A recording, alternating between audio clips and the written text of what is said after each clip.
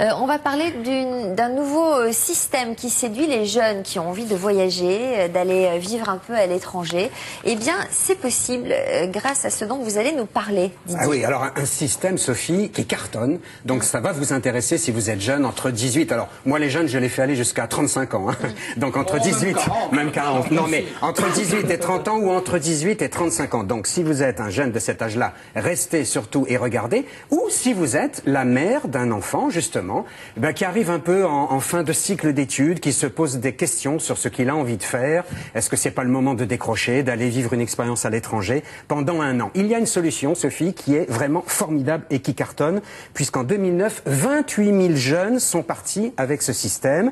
C'est donc le programme Visa Vacances Travail qui vous permet de vous expatrier à l'étranger dans 6 pays. Il y a des accords qui ont été conclus entre la France et 6 pays. Là, vous allez pouvoir travailler à l'étranger pendant un an et vous partez de Roissy ou de Charles de Gaulle sans avoir un contrat en poche. Ça veut dire que vous trouvez le travail une fois arrivé sur place. Vous partez avec 0 centime. C'est quelque chose d'incroyable. Alors vous allez voir sur le tableau les 6 pays dans lesquels vous allez pouvoir vous rendre. C'est le moment de prendre des notes. Un petit calepin. Regardez donc. La France a signé des accords avec le Japon, la Corée du Sud, l'Australie, la Nouvelle-Zélande, l'Argentine.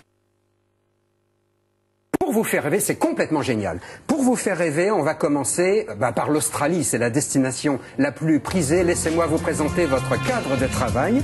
Voilà, on arrive à Sydney, qui est évidemment la ville où vous avez des chances de débarquer si vous êtes jeune. Il faut encore entre 18 et 30 ans. Vous allez arriver à Sydney, vous allez un peu prendre l'air du pays, avec un petit downtown très très sympa, un tramway aux allures futuristes. Et très vite, parce que c'est l'Australie, vous allez partir dans l'outback, vous allez partir dans la nature, décoller par exemple de la plage de Fraser Island, la plus longue du monde, sans... Vous décollez depuis la plage comme ça ? Vous décollez sur la plage, c'est comme ça en Australie, et vous vivrez cette expérience, 123 km de long. Vous survolerez probablement le très beau lac Mackenzie. Ça, c'est l'Australie. En forme de cœur. En forme de cœur. Oh. Regardez comme c'est beau, quelques jours après la Saint-Valentin. Et vous pourrez admirer autour de Fraser Island, évidemment, le lagon australien. Je pense que ça va vous intéresser, même en travaillant là-bas. Il faut faire quoi comme boulot pour voir tout ça? Je vais vous expliquer après. Ça, c'est pour le sud-est. Regardez, on monte au nord maintenant. Ce sont les terres aborigènes. Là aussi, beaucoup d'étudiants qui partent là-bas travailler ont eu la chance d'entrer et de visiter, par exemple, le parc du Kakadu, qui est le plus vaste. Le Kakadu, c'est le plus vaste parc d'Australie, 20 000 km², évidemment classé sur la liste du patrimoine mondial de l'UNESCO. Là, vous aurez la chance de côtoyer les fameuses aborigènes d'Australie. Et ça, ce sont des rencontres qui sont inoubliables. Alors, je sais que vous êtes séduits, je sais que vous êtes intéressés. Regardez maintenant sur ce petit tableau les conditions si vous voulez partir en Australie. Vous allez voir, c'est très simple. Il faut aller sur un ordinateur, je vous expliquerai après. Mais voilà, avoir de 18 à 30 ans, pas d'enfants à charge, un passeport français. Et vous devez disposer de 3 000 € plus un billet de retour, mais disposer de 3 000 € sur votre compte en banque. J'ai fait mon enquête, beaucoup de jeunes m'ont dit, en fait, on ne vérifie même pas si vous avez les 3 000 €. Bon, allez, on est censé les avoir. Ça, c'est une espèce de caution et de garantie, parce que, effectivement, les étrangers ont toujours peur que vous restiez définitivement dans le pays. Vous voyez quand même que c'est relativement simple. Il faut cliquer sur un site. Alors, toutes les indications sur notre site à nous, www.france2.fr. Mais regardez, c'est le petit site, c'est très simple. Vous prenez votre souris et vous allez avoir tout un ensemble comme ça de questions, mais très simples, auxquelles il faut répondre. Les conditions, je vous les ai données. Hein. Il y en a pas. Est-ce que c'est facile, en tant que Français, de trouver des petits boulots à l'étranger? Oui, c'est facile, et notamment en Australie. J'ai eu des témoignages de jeunes qui ont failli rester à vie, parce qu'évidemment, vous créez des liens. Les employeurs, si vous travaillez bien, ils sont contents de vous. Et si tout se passe bien, eh bien, vous pouvez rester. Alors, je vous le disais, vous vivez des situations extraordinaires là-bas quand vous êtes en Australie. Par exemple, vous allez avoir sans doute à conduire, parce que l'Australie à elle seule est un continent. Vous allez avoir à conduire et vous allez rencontrer ça. Regardez sur ces images, c'est ce qu'on appelle les road trains. Alors une petite difficulté, Sophie, lorsque vous conduisez sur les routes en Australie, il faut apprendre à doubler ces monstres. J'ai testé pour vous, regardez. Allez, tant mieux.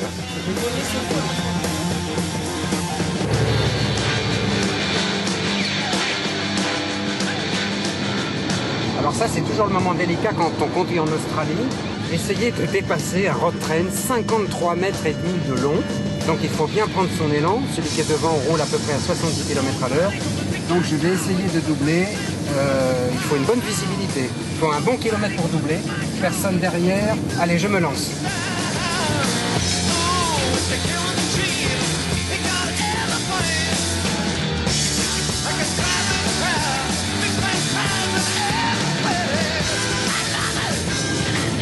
C'est fait. Il doute de rien, hein. Doute de rien dans ce film.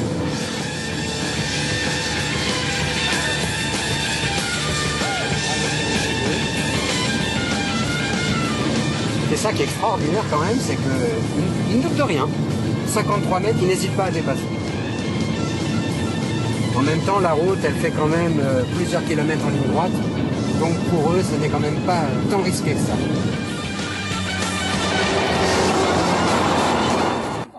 Vous voyez, c'est quand même assez spécial. Hein. Je me rappelle de Sophie dans sa voiture. Qu'est-ce qu'il y a mais non, déjà la voiture dans la piste de Xapatan, elle faisait énorme. Alors je vois Sophie au volant de ce truc, là, il faut 3 caméras. Là, on va Xapatan, je sais qu'il y avait un pont qui faisait la largeur de la voiture. Et alors, imaginez présenter une émission de télévision où vous devez en même temps conduire avec des candidats derrière et ne pas tomber dans l'eau, c'est-à-dire traverser le pont. C'était pas facile. C'est pour ça que donc vous êtes prête à conduire des road trains? Non, mais j'en suis pas revenue avec tous les problèmes que j'ai avec ma voiture depuis. Oui, évidemment. Bon, vous voyez quand même que... Je salue mon assureur. Qui est déprimé, le mec. Il voulait plus m'assurer. Ah, bah c'est sûr. Je sais pas pourquoi. Moi, je sais pourquoi. Alors, une deuxième destination qui est très prisée, là aussi, Sophie. Évidemment, le Canada, là aussi, regardez vos conditions de travail comme elles sont pénibles. Si vous y allez en hiver, eh bien, choisissez plutôt le Québec, avec la magnifique ville de Québec et Lévis, au pied du fameux château Frontenac, avec des -20 et un ciel bleu. Vous aurez à connaître ça, comme ça, sur vos temps de loisirs, si vous travaillez là-bas. Les petites rues typiques avec la place royale du Québec, où on parle beaucoup de Champlain, là-bas. Ça, c'est le Québec vu côté hiver. Après, un petit peu au sud-est, vous avez le Nouveau-Brunswick, qui est l'une des 10 provinces canadiennes, province maritime, la seule province d'ailleurs officiellement bilingue et recouverte, ça se voit, à 83% par des forêts, 2 parcs nationaux et la fameuse baie de Fundy, 270 km de long, 80 de large, 150 mètres de profondeur, avec des marées jusqu'à 21 mètres de dénivelé, les plus puissantes marées du monde dans la baie de Fundy au Canada. Alors vous voyez que ça aussi, c'est séduisant. Donc si vous êtes jeune, si vous avez envie de partir une fois encore, faire du tourisme bien sûr, mais travailler, je dis bien travailler, ça veut dire percevoir un salaire. Alors pour les conditions, vous allez regarder maintenant le petit tableau que je vous... Regardez comme c'est beau. Que je vous propose. Il faut avoir entre 18... Alors eux, ils sont un peu plus larges, entre 18 et 35 ans. Avoir le passeport français. Il faut 10... au départ, 700 francs par mois, mais pendant 3 mois. Pendant 3 mois.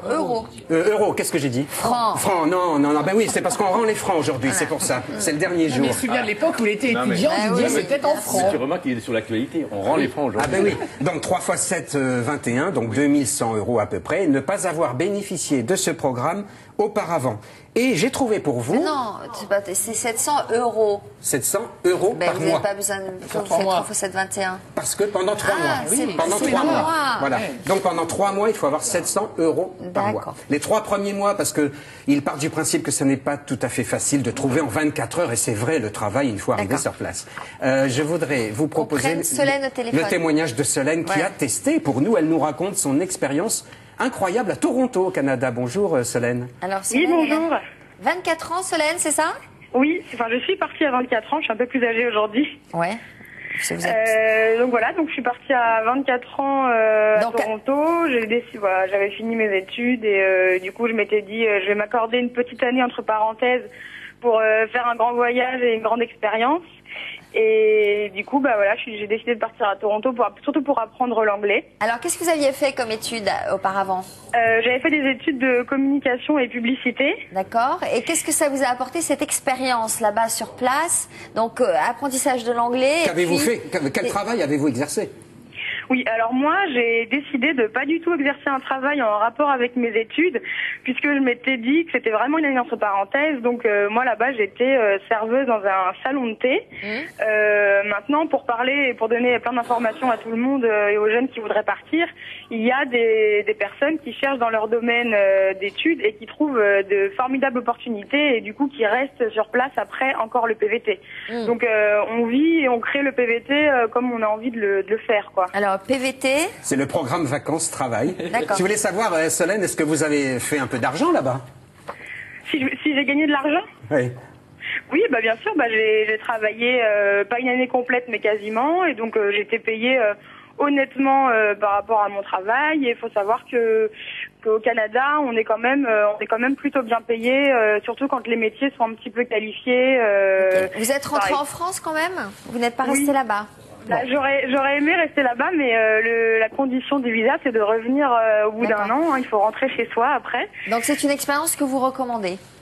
Oui, alors là, je la recommande vraiment parce que partir si loin dans un pays un petit peu qui fait rêver beaucoup de gens, c'est vraiment magique. On peut aller, comme vous avez vu juste avant, voir des paysages magnifiques. Ok Solène, on a bien compris et franchement c'est convaincant. Merci de votre appel, bonne journée. Un tout petit mot pour conclure. Alors Sophie, tout est évidemment sur le site de France 2, c'est très simple, c'est simple comme un clic. Et vous partez pour un an travailler à l'étranger. Solène me disait, ce qui est génial avec cette expérience, c'est que dès que vous commencez à cliquer sur le site, une communauté se forme. Donc avant le voyage, des gens se rassemblent pour dire on va dans le même pays, Didier. Pendant et après. Voilà. C'est formidable. Mais ce n'est pas à vous que je vais dire que votre chronique est terminée. Voilà, c'est fini. Alex